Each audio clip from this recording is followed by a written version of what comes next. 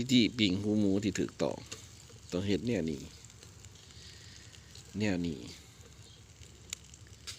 แบบนี้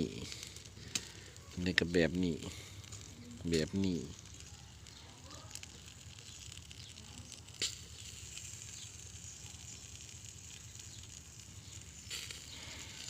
ต้องพลิกตลอด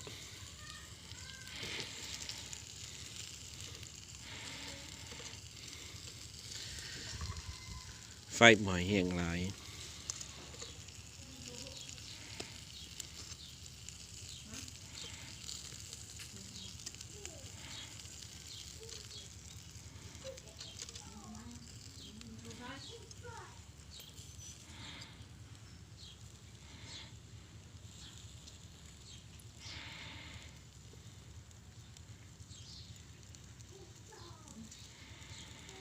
ไฟแห้งหลายมันจะไหม้ก่อนมันจะบ่สุก